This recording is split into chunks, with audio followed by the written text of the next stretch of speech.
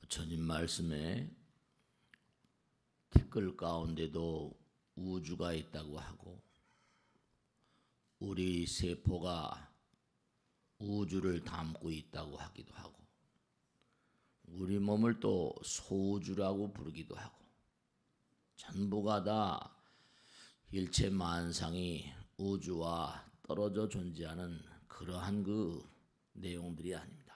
다 우주의 근본 성품자리를 다 머금고 있다는 거죠. 우리 몸에도 그래서 뭐 상단전이니 중단전이니 하단전이니 뭐 이렇게 얘기하기도 해요. 우리 몸 가운데도 무색계가 있고 색계가 있고 욕계가 있고 백단일통이라 예전에 도인들은 백회열과 단전이 돈다는 거 아니에요. 도가에선 뭐 소주천 대주천 이렇게 하는데 대뇌에는 신경총사령부가 있고 또 복뇌라는 게 있다고 그랬잖아요. 배도 또 하나의 뇌가 있대요. 실제로 우리가 두뇌만 이른바 신경세포라고 부르죠. 뉴런이라고 하는 거. 그 뉴런이라는 게 두뇌만 있는 줄 알았더니 그게 아니라 단전 부근에도 집중적으로 많이 분포되어 있다는 거예요. 두뇌에서 전기와 자기에 반응하는 호르몬이 나오는데 멜라토닌이라고 그랬죠. 그 물질이 복뇌에서 그렇게 단전 부근에서도 많이 분비가 된다는 거죠. 이게 하나라는 것이 우리가 두뇌는 정말 중요하잖아요. 근데 두뇌는 모든 걸 다 지시하고 통제하고 관리하고 하지만 실제로 내장, 오장, 육부라는 몸이 받쳐주지 않으면 이 두뇌가 움직일 수가 없잖아요. 그러니까 항상 우리가 내 몸과 마음 가운데 우주가 들어있고 부처님의 거룩한 의지가 함께 하신다. 이렇게 생각을 하셔야 되죠. 근데 위로 올라가면 올라갈수록 가벼운 건 뜬다고 그러는 건 만유의 철칙이잖아요. 무거운 건 가라앉는 거잖아요. 그러니까 우리의 몸과 마음 가운데도 즐거운 마음으로 그렇게 살아가면 몸이 날아갈 것 같아 그러잖아요. 몸이 날아갈 것 같다. 요즘에 마음이 무거워. 마음이 무겁다. 마음이 무겁고 가벼운 걸 결정하는 큰 요인이란 말이죠. 근데 우리가 이 세상을 살다 보니까 눈, 귀, 코, 몸으로 감각기관이라고 그러죠. 아까도 반야심경에 나왔죠. 색성, 향미, 촉법. 감각기관으로 대상을 자꾸만 인연하다 보니까 이 세상이 다인 줄로 그렇게 생각을 하거든요. 잠자는 시간 외에는 눈을 뜨고 사니까 압도적으로 우리에게 영향력을 행사하는 것이 눈에 보이는 것들이죠. 다. 그러니까 눈에 보이는 게 다인 줄 알지만 사실은 그게 아니라는 거 아니에요. 눈에 보이는 건 현재의식이라고 말하고 그 밑에 잠재의식이 있고 빙산의 일각이라고 그러잖아요. 우리가. 눈에 보이는 건 빙산의 일각이라고. 또 그 빙산이라는 것도 또 바다에 떠 있으니까 독립적인 것 같아요. 그렇지만 녹아버리면 바다가 되잖아요. 바다가. 그러니까 우리가 바다와 관계가 있는 거예요. 바다와. 그러니까 불교에서 바다란 말이 이렇게 많이 나오죠. 근데 명백한 진실은 뭐냐면 눈에 보이는 세계는 이게 고체나 액체나 뭐 이렇게 물질의 3대, 특히 눈에 보이지 않는 기체 이런 것도 있지만 대체로 뭐냐면 마음과 몸 이러죠. 마음과 물질, mind and matter, mind and body. 마음과 몸이 이게 색즉 시공 뭐죠? 공즉색, 처음엔 색뿌리공, 공부리색 뭐 이랬다가 말이죠. 그러니까 마음대로 우리가 세상은 마음 먹은 대로 안 되는 거야. 마음 먹은 대로 되는 게 없지. 이런 등속의 생각을 하거든요. 근데 사실은 부처님께서 일체가 유심조라고 그랬잖아요. 마음 먹은 대로 다 지어지는 거다. 근데 다만 문제는 뭐냐면은 마음과 물질의 그 간극, 색즉시공, 색뿌리공, 간극이 바로 뭐냐면 이게 이제 이른바 시간과 공간이죠. 마음의 세계는 자유자재한 부처님 말씀대로 자유자재한 세계인데 이게 물질의 세계로 우리가 이렇게 전락을 하다 보니까 뭔가 물질을 뭔가 내가 요구하는 것, 내가 욕구하는 것, 내가 뭔가 내 것으로 하고 싶은 것 그렇게 하려면은 어떤 문제가 오는 거 아니? 우리가 time is gold 그러잖아. 지난번에 말씀드리고 시간이 걸려야 돼요. 기다려야 된단 말이에요. 참아야 된다니까요. 시간을 이겨내야 돼요. 지루함을 이겨내야 되고 몸과 마음을 던져서 뭔가 시간을 들이고 노력을 들이고 그게 고통이라는 거죠. 우리가 이 세상을 살면서 욕구하는 건 많아요. 왜냐? 우리 마음 가운데 자유자재한 존재가 있으니까 마음 먹은 대로 다 되기를 원하잖아요. 요구하는 게 많아요. 요구하는 게 많고 욕구하는 게 많은데 문제는 뭐냐? 왜 고통스러우냐? 이 고통이란 말의 참뜻을 알아야 돼. 속뜻을 분명히 깨달아야 돼.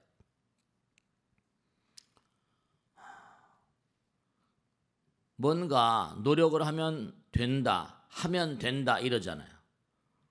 근데 하면 되는 걸 알면서도 하지 않고 또 그 다음에 과도하게 이 세상이 나에게 줄 수 없는 것을 요구한다고요.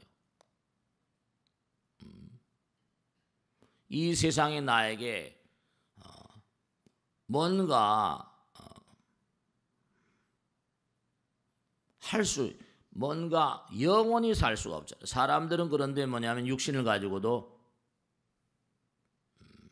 뭔가 영원히 살 것처럼 그건 착각이잖아요.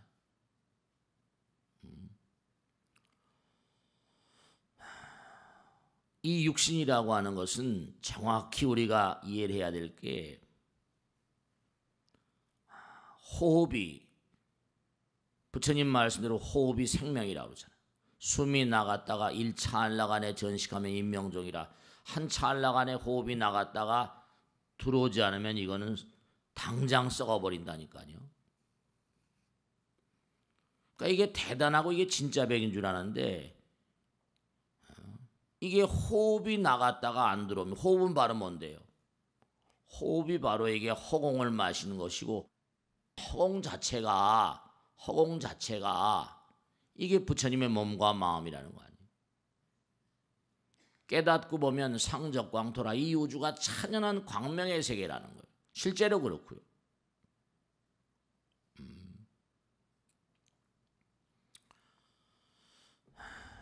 여러분이 정말 수행을 해서 정말 우리가 몸을 열어버리면 정말 찬연한 빛의 세계임을 깨달을 수 있어요.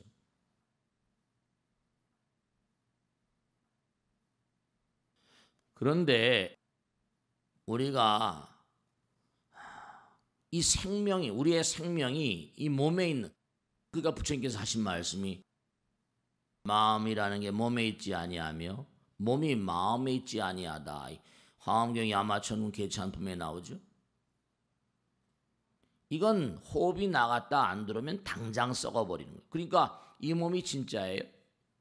진짜냔 말이에요. 진짜가 아니에요. 여러분이 먹고 마시고 좋은 걸 먹이고 좋은 걸 입히고 하지만 우리의 생명은 어디 있는가? 부처님 말씀에 따르면 호흡에 있다 이러셨거든요. 그러니까 이해하기 힘든 도리지만 우리가 살아가는 이 세상은 전부 다 육신이라는 것도 일종의 기계라고 말할 수 있죠. 우리 인간들이 만들어낸 기계가 완전한 기계 보셨어요? 고장 안 나는 기계 보셨냐고. 고장 나는 게 정상이고 망가지는 게 정상이란 말이에요. 그러니까 이게 병 나는 게 정상이고 고통이 정상인 거예요. 근데 우리 마음은 영원을 가는, 우리 마음은 영혼과 하나이니까 뭔가 우리가 요구하는 거, 영혼을 갈구하잖아요. 근데 이 육신은 이건 분명한 사실이, 정말 분명한 사실이에요. 이건 진짜가 아니라고요. 근데도 진짜처럼 착각을 하잖아요. 죽음이라는 것은 터럭만큼도 생각하고 싶지 않잖아요. 정말 그렇잖아요. 여러분들이 꼭 생각하실 게 하나 있는데, 이제 하나하나 그동안엔 정말 오늘 어제도 철야기도 하면서 그런 말씀 드렸는데, 여러분 정말 기도를 열심히 하셔야 됩니다. 참선을 하는 사람들이 기도를 안 하거든요. 그래서는 안 돼요. 염불하는 게 시끄럽다고? 그러면 안 돼요. 천룡중성보라 동자호, 천룡팔부 신장, 천룡팔부 신장들이 함께 가와하는 마음을 내야 돼. 그래야 백천삼매 도는 수가 오고, 그래야 내 몸과 마음이 광명의 깃발이 되고 광명 그 자체가 되고, 성통신은 그 다음에 수지심시모라 신통장이 되잖아. 초증보리 방편문, 이렇게 차근차근 나가는, 차근차근 내려가는 거예요. 여러분이 정말 명심할 게 하나 있는데, 우리는 사람이 정말 이게 가짜라고 그랬어요. 그럼 이 가짜인 몸뚱아리가 죽는단 말이에요. 그 호흡이 딱 멈춰지면 우린 사망이라고 그래요. 외적인 사망이에요. 근데 내 안에 들어있는, 이른바 말하면 우리가 영식이 동로하야 수불무상정계하니 기불쾌재며 기불쾌재. 이 무상경이라거나 무상계 같은 데 보면 지수화풍, 개귀여수하고 원각경 보안보살장 같은 게 다 나오잖아요. 이 땅의 기운은 개귀여지하고 불의 기운은 불로 가버리고, 이게 지수화풍, 공견, 이른바 4대 5대가 다 해체가 된다니까. 숨은 넘어가지만 이게 하나하나 몸에서 떨어져 나가요. 지대가 수대 밑에 깔아앉고 수대가 다시 화대, 풍대, 공대, 이렇게. 그렇게 이른바 몸이 하나하나씩 해체되는데, 해체될 때마다 엄청난 고통이 오고, 그 다음에 마지막으로 이제 5대가 정말로 잊지 마세요. 이건요, 누구나 다 죽으니까. 참선을 했었던 경계에 딱 들어가 버리면 대사일번이면 대불현성이라 정말 고통스럽거든요. 근데 제사를 우리가 지낼 때, 관음시식이나 무슨 49제나 제사 지낼 때 꼭 뭐냐면은 한 생각 딱 깨달으면 성불이란 얘기가 무상경마다 나오거든요. 이른바 외적인 사망과 내적인 사망 그 사이에 시간이 있어요. 보통 3일장도 지내고 4일장도 지내고 하는데, 보통 살아생전에 내가 열심히 수행을 하고 정을 닦고 선을 닦고 끊임없이 한 사람들은 선정의 체험이 있다 보니까 이거 외적인 사망과 내적인 사망의 차이가 있는데, 이게 하나씩 떨어져 나가면서 마지막 판에 하늘과 땅이 정말, 생각을 해보세요. 몸으로부터 이제 뭔가 이게 몸이 해체되잖아요. 엄청난 고통이 다가옵니다. 그 죽음의 고통이라고 그러죠. 생로병사, 사고, 생고, 노고, 병고, 사고, 죽음의 고통. 그런데 이 죽음의 고통이라는 것도 생각에 지나지 않기 때문에 잘 참아내게 되면 보통 대부분의 사람들은 그냥 그 고통에 기절해 버립니다. 깨어나면 중음신으로 가는 거예요. 근데 그때 잘 깨달아 버리면 우리가 살아생전에 부처님도 정말로 마지막까지 악마와 싸우셨다고 그랬어요. 그때 깨달아 버리면 우리가 죽음과 깨달음이 둘이 아니고 하나예요. 비구름, 먹구름이 언젠간 먹구름은 지나가 버리잖아요. 지나가 버리면 분명히 뭐죠? 평온한 날이 옵니다. 격변, 어마어마한 하늘과 땅이 딱 붙는 것 같아요.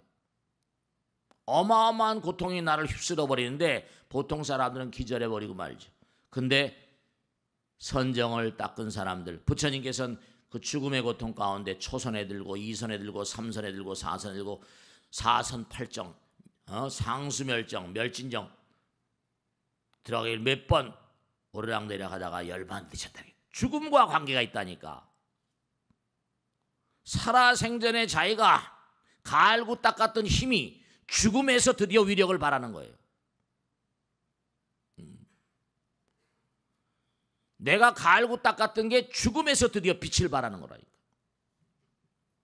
죽음과 깨달음이 둘이 아니고 하나라니까.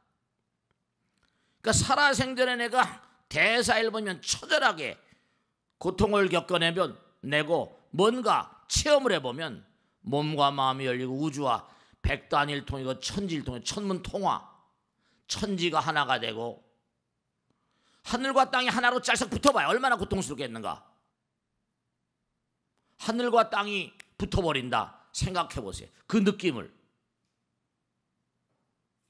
근데 그것도 역시 생각일 뿐이거든요. 하늘의 문이 열리고 광명득도가 되고 다 나오는 거거든요. 그러니까 우리가 이 세상을 살면서 고통스러운 게 당연한 것이고 고통을 감내하고 그 고진감내라고 하죠. 고통을 잘 이겨내고 고통을 극복하는 것이 그 고통의 참뜻이고 속뜻이라니까. 고통에 굴하지 말라. 근데 우리가 항상 이 세상을 살면서 너무나 어때요? 너무나 과도한 걸 요구하거든. 과한 건 항상 뭔가 아니 재앙이거든요. 많이 구하려고 그러면 많이 고통스럽죠. 부처님 말씀에 따르면 우리가 항상 한 얘기지만 고통이라는 건 원인이 있어요. 고진멸도 그러잖아요. 자연히 원인에 따라서 흘러가는 것일 뿐인데 그걸 피할래야 피할 수가 없어요.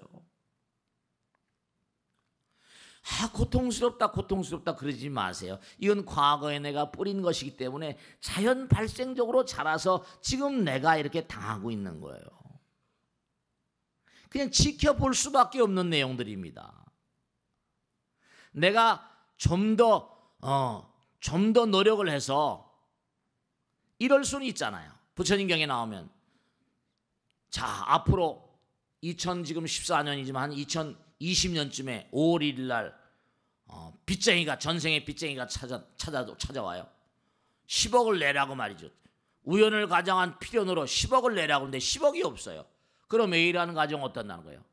열심히 노력합니다. 부부가 은행에 예금을 많이 했어요. 그건 우리가 금생에 하는 노력이죠. 돈을 내라 이거 전생의 빚쟁이 피할래야 피할 수가 없어요. 어떡합니까? 부부가 상의하는 거예요. 여보 줘버리고 말자. 돈은 또 다시 벌면 되잖아. 그러면 이제 그걸 줘버리면 그것으로 이제 전생의 업이 끝나버리죠. 근데 B라는 가정은 부부가 불화해요. 서로 싸우고 다투고 지지고 볶고 이런 사람은 은행에 스토커가 안 돼 있어요. 어떻게 될까요? 아파트를 팔아야 돼요. 아이들이 학교를 못 가고 깡통을 차야 돼요. 자칫하면 부부가 또 이혼을 해야 될지도 모른다고요. 고통이 가중처벌되고 우리가 바깥에 영하 5도면 바람 불면 체감 온도가 10도라고 그래요. 똑같은 고통인데도 겪어내는 게 전혀 차원이 다르다고. 그때까지 어떻게 사는가? 그게 우리가 삶을 살아가는 자세라고. 어떤 일이 어떻게 어째 이런 일이 날지 아무도 알 수가 없다니까. 우리가 고통은 피할래야 피할 길이 없어요. 왜냐? 고통은 저먼 과거의 씨앗을 심어놨기 때문에. 피할 수가 없어요. 우리가 금생을 살아가면서도 너무 과도한 그런 그 욕심을 바탕으로 해서 자꾸만 과도하게 굴면, 과도하게 자꾸만 뭘 바라게 되면 또 다른 씨앗을 심는 거죠.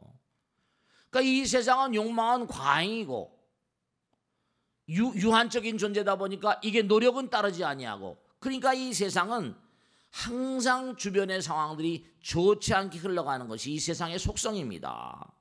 그러니까 세상을 고통의 바다라고 그러잖아요. 다만 우리는 뭐라? 정말 부처님 말씀대로 도만 닦을 뿐, 바람일다 행을 닦을 뿐, 세상과 화해하고. 어떤 분이 오셔서 그러더라고요.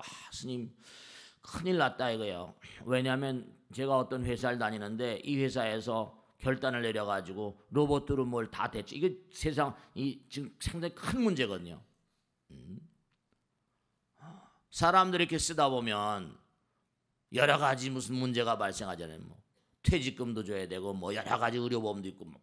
그러니까 로봇가 너무나 명민한 로봇가 많이 나오거든요. 로봇으로 대체한다. 폭스콘 같은 회사는 로봇들 한 2만 대 사들여가지고 수십만 명을 잘라낸다고 해외 보도가 나와 있잖아요. 그러니까 머리를 쓰고 꼭 필요한 사람들은 놔두고 그런 가동을 해야 되니까 단순 노동 로봇도 할 수 있는. 그러니까 이것도 참 본거아니 점점 정말 문제가 있어요. 걱정이라고.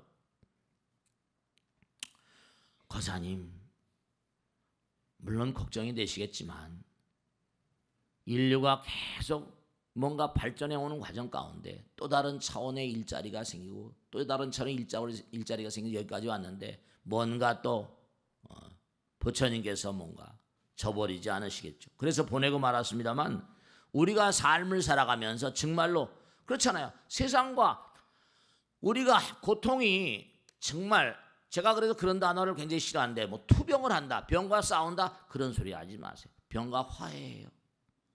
어차피 나의 올 손님이니까. 그래야지 그 병이 뭔가 아니 쉽게 싸우니까 자꾸만 뭐죠? 악에 바치고. 병과 화해해요. 아내와 화해해. 남편과 화해해. 주변 세상과 화해하는 겁니다. 그러고 살아가야 돼요. 싸우지 마세요. 싸우지 않고도 손자병법 뭐라 그래? 싸우지 않고도 이기는 방법을 모색하라. 그게 진짜 이기는 거다. 이 수행의 가장 중요한 부분은 뭐냐? 고통을 지켜보는 거예요. 알아차림이라고도 말하잖아요. 정념이라고도 말합니다. 사띠라고도 말하고. 지켜보는 거예요. 그러면 고통은 영원하지 않거든요. 또 고통이 흘러가요. 비구름은 항상 뭐라? 흘러가게 돼 있습니다. 정말 너무너무 고통스럽거든요. 정말 체험해 보시면 아시겠지만 이제 꼭 우리 참선원에 들어와서 열심히 좀 정진해 봐요. 그러면 예전엔 제가 기도를 많이 강조했었는데 기도를 열심히 해야 되니까 사명당 돼서 마찬가지고 백천삼매 도는 수 정말 성중기도도 열심히 하시고 딱 내가 뭔가 수행을 하다 보면 불보살님께서 항상 나를 지켜보고 계심을 생생히 체험할 수 있어요. 너무너무 고통스럽거든요. 이걸 지혜 없는 선정 없다. 그렇잖아요. 보시, 지계, 인욕, 정진, 선정, 지혜. 선정과 지혜가 다 연결되어 있잖아요. 공부를 해 부처님 말씀을. 이 고통은 이건 신기루 같은 거. 몸뚱아리라는 건 없는 거나 마찬가지. 이게 허당이니까. 이겨내버리면 비구름, 먹구름이 흘러가는 것처럼 쓰러져 버립니다. 고통을 주시해봐요. 생로병사랑은 타고난 것들이야. 싸울 필요가 없어. 병하고 싸워? 왜 싸워? 병하고 화해해야지. 몸은 자꾸만 내가 걱정하고 염려할수록 더욱더 나빠집니다. 이게. 몸과 잘 이렇게 쓰다듬어주고 어루만져주고 너 너무 무리했구나. 내가 너무 무리했네. 너무 과도하게 먹었나 봐. 다스려주고 자비수건, 자비로운 마음으로. 내 몸을 항상 뭔가 아니, 내 몸과 화해하고 세상과 화해해요. 기계가 고장났다고 해서 기계를 남부로 할 겁니까? 고쳐서 써야 되잖아요. 기계는 본래 고장나는 건데 몸뚱아리도 본래 고장나는 거예요. 이게 쓰다가 이제 뭔가 아니, 이게 때가 되면 뭔가 아니 나도 가야 되는 거니까. 이 고통이라는 게 이 세상 모든 만상이 내 마음대로 되지 않는 건 기정사실이잖아요. 우린 그 때문에 고통스러워합니다. 고통은 뭔가 내 마음대로 되지 않으니까. 왜냐, 시간이 걸린데 시간을 투입하고 노력하기 힘들어하거든. 정진하기 힘들어하거든.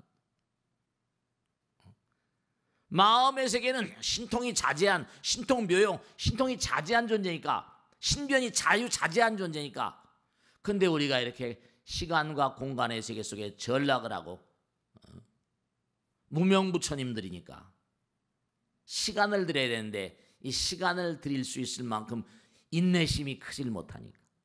그래도 뭐 얼마 몇 년이고 이건 모르겠지만 정말로 말이죠. 생로병사라는 건 타고난 거야. 피할래야 피할 수가 없어. 생로병사, 죄, 재앙, 인연, 칠난면이라고 그러지 부처님께서.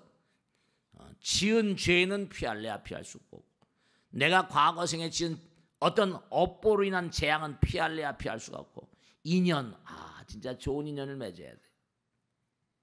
정말 좋은 인연 맺으셔야 됩니다. 상대방의 마음을 아프게 하지 마세요.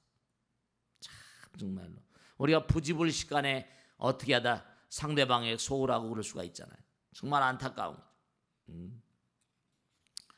그러니까 정말 우리가 세상을 살면서 고통을 주시하고 고통을 스승으로 삼으라는 얘기 많이 하잖아요. 우리가 가만히 고통과 화해하면 고통과 싸운다고 자꾸만 마이신을 쓰고, 그러니까 서양의학하고 동양의학의 근본적인 차이점이 바로 그런 거죠. 항생제를 쓰고 물론 필요해, 생겨났으니까 당장. 근데 그게 약이라는 게 독이라고 말하잖아. 그게 잠복을 했다가 몇십 년 뒤에 유전자 변형을 일으켜서 암으로 가는 게 태반입니다. 그러니까 우리가 이렇게 가만히 앉아서 내가 숨을 쉬는 걸 모르잖아요. 숨이 들락날락 하잖아요. 끊일 날이 없지. 근데 숨이 나갔다 안 들어오면 끊어지는 건데 그건 결국 뭔가 아니 명심할 게 하나 있어요. 제가 꼭 당부드리는 거예요. 이 몸뚱아리는 가만히 봐요. 컴퓨터, 우리가 제일 지금 많이 쓰는 게 컴퓨터니까 스마트폰. 컴퓨터에 말이죠. 전기를 빼버리면 그건 고철입니다. 그 안에 뭐가 많이 깔려 있어요. 앱도 깔려 있고 소프트웨어도 많이 깔려 있습니다. 전기를 빼버리면 어때요? 그건 아무 소용이 없어요. 근데 우리 몸은 컴퓨터에 비교할 겁니까? 근데 우리 몸은 뭐예요? 전기를 지금 학자들이 다 연구한 게 나오거든. 두뇌 모든 회로가 전기적인 이른바 사이냅스, 뉴런 축색돌기 수상돌기 해가지고 사이냅스에 걸리는 뭐라? 이른바 말하면 신경전달, 뉴로트랜스미터, 신경전달 물질이 뭐라니? 호르몬이거든요. 멜라토닌이, 아세틸콜린, 셀로토닌, 가바라거나 도파민, 이런 물질들이 호르몬, 우리 몸의 가장 정수적인 호르몬들이 전기작용, 두뇌는 전기로 움직인다는 게 학자들의 정설이고, 두뇌는 전기입니다. 전기. 이 몸이 전부 다 전기로 움직여요. 근데 전기 들어온 게 없잖아. 뭘 어떻게 할까? 전기는 전자의 흐름이거든. 전자는 뭐로 돼 있어? 광자로 돼 있습니다. 깨달음을 탁 열어버리고, 우리가 깨달음의 세계를 체험해 본 사람들은 광명의 세계를 느끼는데, 광명득도 정말로 이거 이렇게 말씀 여러분이, 그러니까 제가 항상 이 법회를 할 때마다 조심하는 게 뭐냐면 어디까지 말씀을 드려야지 이분들이 이해를 할까. 너무 이렇게 또 뻥 뜬 얘기를 하게 되면 저 스님이 정말 깨닫고 한 얘기야, 보고 하는 얘기야. 그 항상 뭔가 아니 너무 이게 진짜 깨달은 거야, 진짜 본 거야, 체험한 거야. 그러면 깨닫고 목을 놔두고 안에 해인사 얘기하죠. 해인사가 뭐라? 비로자나 진법신, 비로자나불, 비로자는 어디 나와요? 광명진에 나오잖아. 옴 아모가 바이로차나 마하무드라. 광명진에 바이로차나는 광명이란 뜻이에요. 상적광, 적광, 대적광전이 대적광전. 적광, 이글이글 타오르는 태양과 다르게 적광. 아주 고요하게. 정말 이글이글 타오르는 불이 아니라 깨닫고 보면 이 우주가 광명 그 자체라니까. 우리는 지금 이 수정 썩어질 눈으로는 썩어질 것밖에 안 보이잖아. 허공이 지금 찬연한 광명의 세계고 우리 뭐 호흡을 하면서 광자. 여러분 이걸 아셔야 된다. 전자나 광자 같은 이런 수명은 대단히 무량합니다. 양자 중성자 수천억 년. 지난번에 빅뱅이 돼가지고 중력 힉스라는 사람이 힉스 입자를 예언해가지고 노벨상 받았죠. 중력자. 137억 년 전 걸 찾아낸 겁니다. 137억 년 동안 허공에 있었던 거야. 그 허공에 띄어올린 전파망원경으로 지구를 빙글빙글 돌면서 도처에서 중력자를 찾아낸 거예요. 137억 년 빅뱅 당시에 힉스를 찾아낸 거라니까요. 가설로만 존재했던 걸 노벨상을 받았잖아요. 137억 년인데 우리 인간의 몸뚱아리 이게 6, 70년, 7, 80년, 100년도 못 가잖아요. 137억 년 지나고 그보다 더 오래 가는 것도 어마어마하게 많다니까. 부처님께서 깨달음을 탁 여신 다음에 어떻게 했다는 거예요? 이 우주가 상전복해가 되고 성주계공이 되는 걸 여러 번 내가 보고 있노라. 그게 왜 가능해요?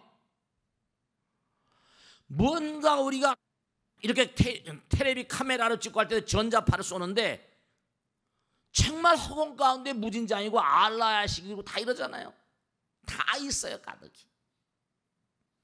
우리가 항상 호흡을 할 때마다 공기를 받아들인다고 생각하면 이건 빵점이에요. 빵점 대답. 불교 공부한 사람 아니에요.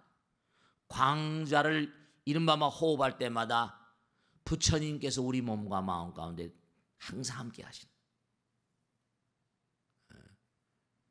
그러니까 모든 그런 수련이 전부 다 호흡과 관계가 있잖아요. 요가에서도 조식 호흡을 잘 골라라. 조심 이러죠. 그러니까 이 허공 자체가 무한대한 기록이 다 남아 있어요. 그러니까 우리가 참선하거나 명상할 때도 뭐라 그래? 마음이 산란할 때 다투지 말라. 뒤로 물러서서 바라보라. 바라봐야 돼. 가만히 지켜. 정에 딱 들어가 버리면 너무 어마어마하게 무한한 세계가 막 지나가 버리는데 가만히 지켜봐요. 빨려 들어가면 안 돼. 지켜보는 거예요. 가만 놔두면 불보살님과 신장인들이 저절로 알아서 해결해 준다니까. 그러니까 여러분이 무슨 제가 스님 저는 전생에 죄를 많이 져서 이렇게 고통스러운가 보죠. 제가 그럽니다. 그런 소리 하지 마세요. 왜냐? 죄책감이라거나 무슨 공포라거나 불안이라거나 이건 오히려 말이죠. 중요한 겁니다. 죄의 무자성, 부처님께서 죄의 무자성 종심기라고 그랬어. 죄는 싫다함이 없다. 네 마음 가운데 부정적인 마음 때문에 일어난 거고 죄의 무자성 종심기, 심양멸심 그런 마음으로 없애버리면 죄도 없어지는 거야. 죄망심일 양구 신명이 진참해다. 죄책감 부처님 잘못했습니다. 한순간 백겁적집제 일념돈탕지냐. 너무 죄책감은 크게 갖지 마세요. 그럼 이 강한 에고가 형성돼가지고 오히려 더 나쁩니다. 참회하는 것으로 끝나요. 백겁적집제 뭐라? 일념돈탕진이야. 여화분 고초 멸진무예요. 참회를 하는 것도 마찬가지인데 참회도 물론 매일매일 참회하는 건 좋습니다만 정말로 우리의 모든 삶의 흐름들을 그래서 우리가 항상 부처님께 맡기라고 하잖아요. 화두를 챙기는 것도 기도하는 마음으로 해야 돼요. 이먹고 기도한다는 마음도 없이 하라고 하지만 그러니까 계속 지켜보는 것도 이것도 굉장한 참회의 힘이 필요합니다. 필요한 건 우리는 인내심, 인욕하는 마음. 그러니까 내가 가만히 지켜보고 있으면요 행에 투입해버리면 에너지가 소진돼 버리잖아. 가만히 지켜보는 것만으로도 네, 정말로 피곤이라거나 고통은 쓰러질 수 있습니다. 왜냐? 신기루는 사라지는 것이고 먹구름은 사라지는 것이고 비구름도 사라지는 것이니까. 그러니까 우리가 고통스러운 건 항상 너무나 이 세상에 원하는 게 많아서, 욕구하는 게 많고. 그 옛날에 그리스 신화의 사이렌이란, 사이렌, 우리가 왱 울리죠, 사이렌. 그걸 사이렌이라고 왜 그래? 어떤 그런 사이렌이란 바다의 요정이 있는데 어떻게 아름다운 노래를 불러, 고혹적인 노래를 불러가지고 어때요? 넋 빠진 선원들을 유혹해가지고 배를 난파시킨다고 그러잖아. 그게 사이렌이라는 게, 우리가 지금 사이렌 똑같, 옛날 그 사이렌 왱왱 우는 거. 그러니까 우리가 세상 살아가면서 정말로 아주 중요한 삶의 방식 가운데 이게 다 선적인 삶이야. 너무 과도하게 원한다고 해서 그게 되는 게 아니라 그냥 이 순간 그러니까 now and here, 지금 이 순간을 최선을 다해 사는 거야. 그게 지금 이 순간이 미래니까. 지금 여기 내가 어떻게 사는가.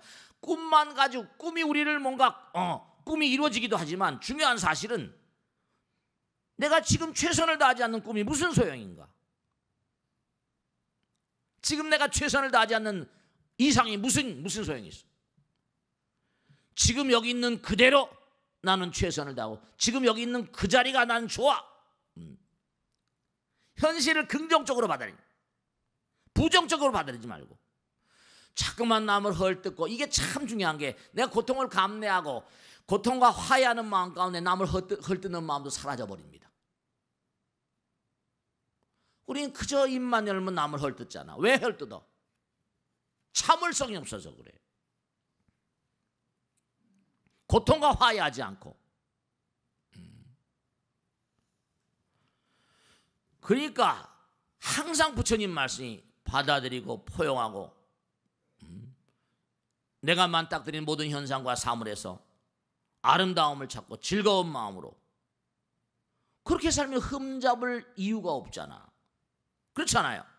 자식을 사랑하는 어머님처럼 대지와 같이 내가 상대방의 요구하는 바를 줄이면요, 내가 상대방이 뭐 요구하는 게 이렇게 해줬으면 저렇게 해줬으면, 근데 사실 내가 조금 더 하고 상대방이 요구하는 게 덜하면 말이죠, 충분히 좋은 관계를 유지할 수 있습니다.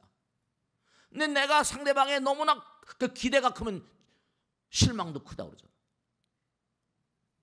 상대방이 아내에게 너무 큰 걸 요구하지 말고, 남편에게 너무 과다하게 요구하지 말고, 아들, 딸들에게도 너무 과다하게 요구하지 마세요. 우리 아들 뭐 전부 다 스카이 대학 가기를 바라고 그러지 말고 말이죠. 대체로 보면 중요한 게 있는데, 미국에서도 마찬가지입니다만 탁월한 인물들 가운데, 그 옛날에 그랬잖아요. 애들 가운데 늦된 애들 있다고. 올된 애들. 실제로 그래요. 파격적인 이데아를 가지고 학교 다닐 때 공부를 싫어해요. 공부 안 하고 뭐 자꾸만 쓸데없는 공부하고, 그러다가 튀어나온 녀석들도 상당히 많다는 거예요. 스티브 잡스도 그런 친구예요. 그런 사람이라니까. 별나죠, 별나. 그러니까 우리가 삶을 정말로, 여러분이 중요한 사실, 고통을 주시하고 이건 신기루처럼 흘러가는 것이다, 먹구름처럼 흘러가는 것이다, 비구름과도 같다. 그리고 내가 이 현실 가운데서 항상 몽고하니, 지금 여기 이 자리에서 항상 몽고하니, 그러니까 이게 바로 지족의 상족이라, 항상 즐거운 마음, 만족스러운 마음을 가지고 살아가면요, 성공하지 못할 게 아무것도 없다니까. 사실은 실제가 그래. 온갖 성공이 다 일어납니다, 여러분들. 왜냐하면 고통이라는 건 본래 세상의 본질이거든. 몸의 본질이고 마음의 본질이고. 근데 이 고통은 전부 다 뭐냐? 과거의 뿌리대로 오는 거야. 어떻게 할 수가 없어. 내가 아까 말한 대로 열심히 은행에 스토크를 해놓든지, 내가 열심히 그냥 살아온 것뿐이지 이미 뿌려놓은 게 자라나는데 어떻게 할 거야? 피할래야 피할 길이 없어요. 노래가락에 피할 길은 없다고 그러잖아. 원인과 어떤 전개 과정, 원인, 어떤 원인과 결과, 인과의 한 과정에서 나타나는 게 고통입니다. 그러니까 당연히 뭔가 아니 우리가 수행을 들어가거나 정말 참선하거나 무슨 뭐 정말로 용맹정진하거나 하면 틀림없이 엄청난 고통의 과정을 지나가야 됩니다. 부처님도 7일 주야를 좌부동하시고 악마와 싸우셨다고 나오죠. 그 고통을 회피하는 사람들은 그러니까 고통을 담는 그릇이 큰 것만큼 즐거움을 담는 그릇도 큰, 고통의 깊이만큼 아픈 만큼 성숙해지는 것처럼. 그러니까 고통스럽다 말하지 마세요. 고통은 세상의 본질이야. 저는 이렇게 많은 분들 모시고 살다 보면 전부 다 고통스럽다고 그래. 그건 당연한 건데. 여러분 아주 묘한 게 있는데 이 페르시안 카펫 유명하죠. 페르시아에는 이 카페트가 유명합니다. 왜냐하면 딸내미가 딱 태어나잖아요. 그죠? 딸내미가 태어나면 엄마는 그날부터 뭘 착수합니까?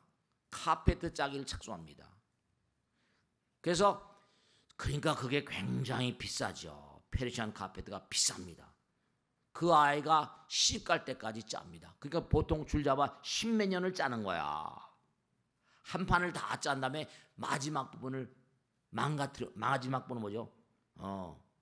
흠을 내놔요. 그 왜 흠을 내냐? 너무 완벽하면 뭐죠? 너무 완벽하게 되면 악마의 몽관이 악마의 사주 이른바 말하면 너무 완벽하게 되면 누가 공격을 해 들어온다 이거예요. 우리 아이가 가다 보면 몽관이 악마의 몽관이 시기와 질실 받으면 안 되니까 페르시안 카펫, 그러니까 흠집이 없는 카펫은 페르시안 카펫이 아니에요. 살아가다 보면 당연히 고통스러울 수밖에 없어요. 그러니까 이렇게 생각하세요. 고통이 나에게 닥쳐면 이건 내 문제가 아니다. 과거에 심어놓은 것이 흘러가는 과정일 뿐. 그렇게 생각하세요.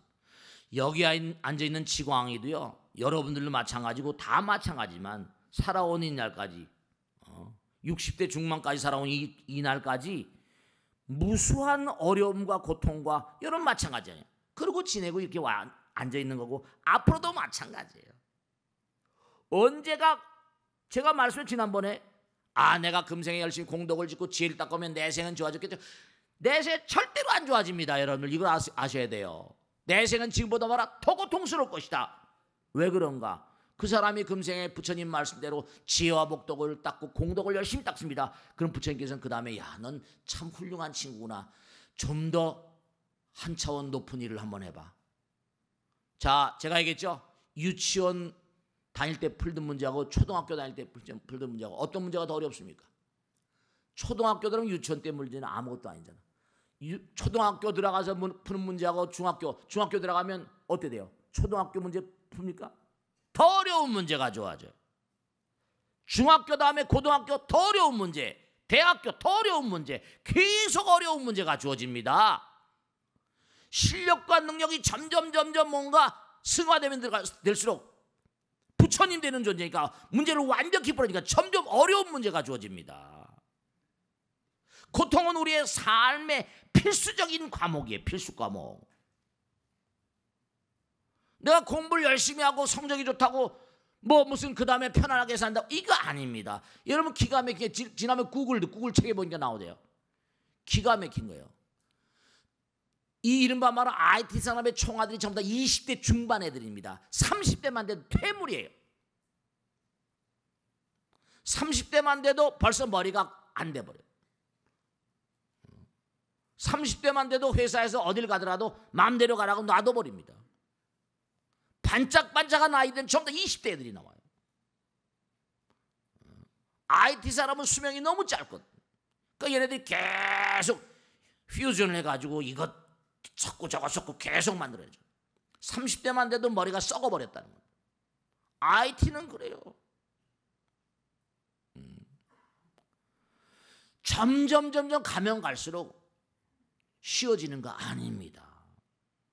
우리가 성불하는 그날까지, 아니 성불하는 것도 마찬가지. 모든 중생들의 아픔을 내 아픔으로 하는 존재니까. 정말로 어떤 고통스러운 일들이 나에게 닥쳐올 때 그냥 수용하세요. 부처님께서 하신 말씀 있잖아요. 너희가 감내하지 못할 고통을 주는 법이 감내하지 못할 그러한 고통이 주어지는 법은 없다. 극복하지 못할 시련이 주어지는 법은 없다 그랬어. 우보익생 마롱은 뭐라? 중생수기 등이. 그릇 따라서 부처님께서 주시는 거예요. 그러니까 항상 본고하니 비구름은 지나가는 법이야. 초연한 자세, 초중보리 방패 없는 초연한 자세를 갖추라 이거예요. 어떤 것과 마주치더라도 도망치지 말라. 모든 고통은 필연적으로 한 단계 한 단계씩 가는 거니까 끝날 수밖에 없다.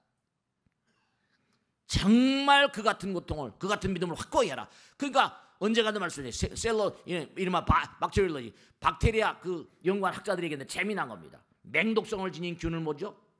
그냥 들어가면 즉사야. 맹독성을 지닌 콜레라균을 말이죠. 배양기에다 딱 갖다 놓으면 어떻게 돼요? 무독성균. 그걸 백신을 만들잖아요. 고통도 순간 지나가 버리면 그게 평온해집니다. 또 다른 고통이 주어질지는 모르겠지만, 그러니까 한 단계 두 단계 정말 꼭 명심하실 게 부처님께서 하신 말씀.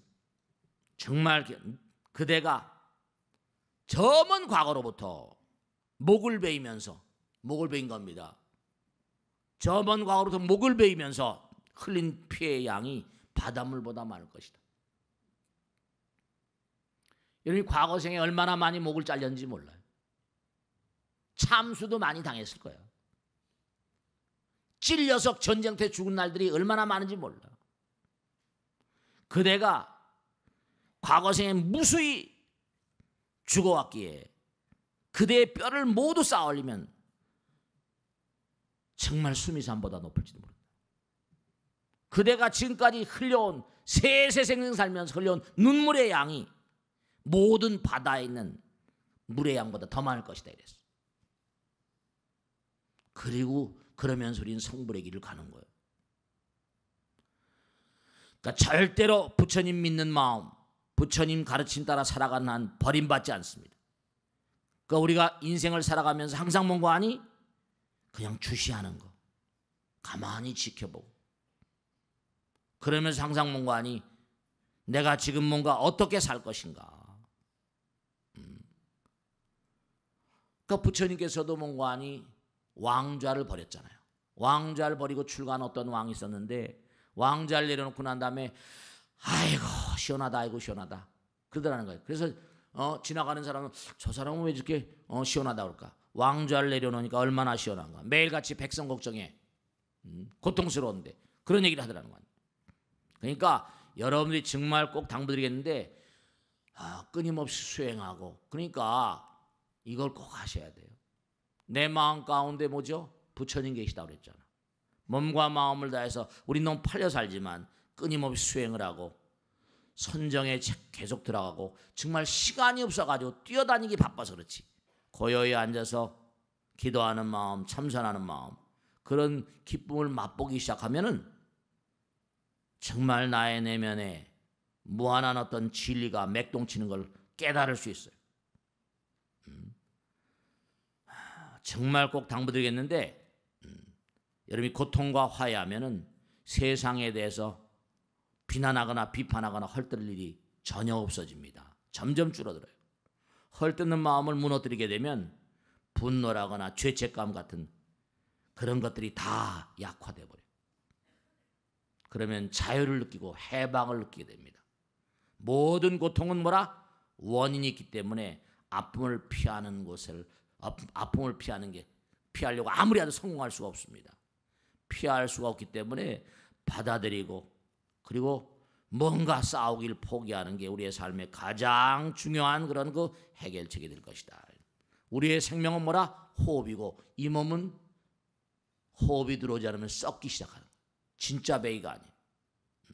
명심하시고 항상 수행을 멈추지 않는 삶을 살도록 하세요. 자, 마치겠습니다. 질문 받겠어요? 네.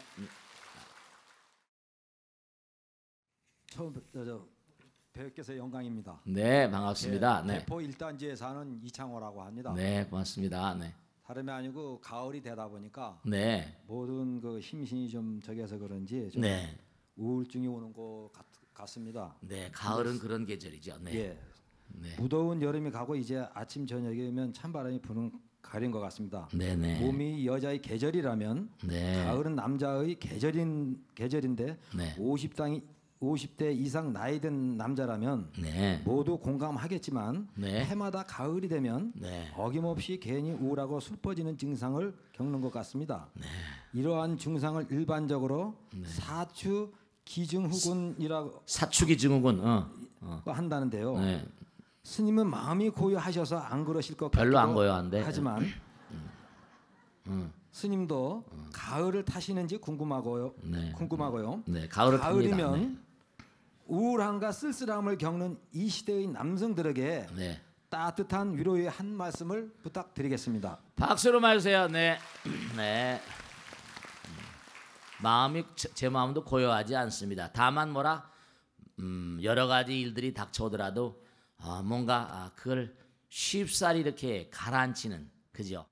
구정물 같은 게 있다 하더라도 가라앉히는 방법을 좀 빨리 터득한 것뿐이죠. 그러니까 항상 다른 사람들보다는 좀 고요하다고 말하는 것보다 잘 이겨낸다고 할까요? 이 가을이는 조락의 계절이잖아요. 낙엽이 자꾸만 지잖아요. 그래 안 그래요? 1년 중에 봄, 여름, 가을, 겨울. 봄이 오면 뭔가 모든 게 맥동치는 것 같잖아요. 근데 참 세월이 빠르잖아요. 엊그제 봄 같은데 여름이 지나고 금방 가을이 왔어요. 인생도 마찬가지예요. 모든 게 다 주기가 있어요. 다 주기가 있어요. 봄, 여름, 가을, 겨울 있고. 부처님 말씀에 따르면 생각해 보세요. 우리가 사는 이 지구란 별도 봄, 여름, 가을, 겨울 있는데요. 이 우주도 태양계도 태양계 내에서 있고 은하계 우주 내에서도 봄, 여름, 가을, 겨울이 있어요. 은하계 우주 내에서도. 왜냐하면 은하계 우주 자체도 어떤 그런 또 다른 초대형 은하단 그 주변을 돌고 있거든요. 여러분 여기서 우리가 망원경 같은 거 보면 저 멀리 100억 광년 무슨 80억 150억 광년 저 멀리 있는 그런 별들은요, 별처럼 보이지만 그게 전부 다 은하단이에요. 은하계고 끝도 밑도 없어요. 저 멀리 보이는 그런 별들은 말이 그냥 별 같지만 그게 전부 다 별들의 집단이라니까요. 은하단이에요. 은하수예요. 눈에 보이는 별들이 가깝게 하면 몇십 광년 요거 문제가 아니라 허블 망원경 같은 거로 보면 정말로 멀리 있는 그런 멀리서 보이는 별들은 전부 다 수천억 개의 항성들이 모여 있는 그런 별들의 집단입니다. 그러니까 그게 돌면 이게 뭔가 아니 우리도 봄, 여름, 가을, 겨울 있는 것처럼 퀘이자라고 그래가지고 거대한 어떤 초대형 은하단 핵심에 어마어마한 광명의 실상, 광명의 세계가 있어요. 그걸 돌고 있다니까요. 그래서 이제 증겁, 감겁이라는 게 나와. 지구에 산 사람의 나이가 10살, 상황이 악화돼서 지구에 산 사람들의 나이가요 10살 안팎까지밖에 못 사는데 먹을 게 없어가지고 상황이 나빠서 키도 한 뼘밖에 안 된대. 벌레지 뭐. 근데 이게 이제 그 악조건에서 빠져나오면 점점 커져서 8만 살까지 올라갔다가 증겁이라고 그래. 다시 내려오면 감겁. 증겁과 감겁을 20번씩 이렇게 반복하면서 성겁, 주겁, 괴겁, 공겁 돈다고 그래. 계속 도는 거예요. 우리가 지금 사는 7, 80년이가 아무것도 아니라니까. 그런데 어쨌든 도니까 우리의 삶도 마찬가지잖아요. 모든 것도 마찬가지예요. 모든 그런 이른바 유년기, 땅도 유년기, 청년기, 장년기, 준평원, 노년기, 이 땅도 전부 다 말이죠. 이 땅도 그렇잖아요. 그런 게 있습니다, 여러분들. 일본 가서 좀 지내보시거나 미국 가서 이렇게 얼마 지내보면 미국은 확실히 그 땅, 우리나라 땅이 좀 오래된 땅이라고 그러잖아요. 일본 같은 데 보면 뭔가 그 사람이 여러분 잘 모르시겠지만 이제 예전에 산에서 모시고 있던 스님이 그러더라고요. 정말로 몸과 마음이 딱 이게 부처님과 하나가 되거나 하면 말이죠. 이 지구가 좀 기울어져 있는데 지구가 기울어져 있는 걸 느껴요. 이게 지금 기울어져 있는데 지구가 흔들리는 걸 느낀다니까요. 몸이 어마어마한 게이지가 돼. 지구가 이제 23.5도, 23.5도인가 북회기선 기울어져 있잖아요. 그런 것처럼 이게 모든 게 회전하다 보니까 우리도 인간도 윤회라고 그러지. 도는 거. 1년도 도는 거니까 조락의 계절, 낙엽이 지니까 괜히 우울해지죠. 그러니까 그런 건 전부 다 중생세간의 일이에요. 진재가 아니라 속재라. 그런 마음들이 있으면 이게 전부가 다 한 해가 이렇게 흘러가니까 얼마나 빨리 가냐. 속절없이 가버리잖아요. 봄이 금방 지나가고 봄이 왔는가 했더니 또 여름이 오고, 여름이 왔는가 하니까 가을이 오고, 가을이 오니까 뭐라? 겨울이 온대. 옛날에 어느 시인은 그랬다며. 겨울이 오면 뭐라? 겨울이 오면 봄도 멀지 않으리라 그랬던가? 그런 시인이 있었죠.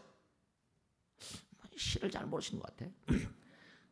뭐 겨울이 오면 봄도 멀지 않으리라, 뭐 그런 기억이 나는 것 같아. 그러니까 이게 뭔가 다 도는 거예요, 끊임없이. 그러니까 도는 세상을 살면서 너무나 거기 뭔가 안에 마음을 띄워버리면 나도 돌아버리니까 윤회하는 겁니다.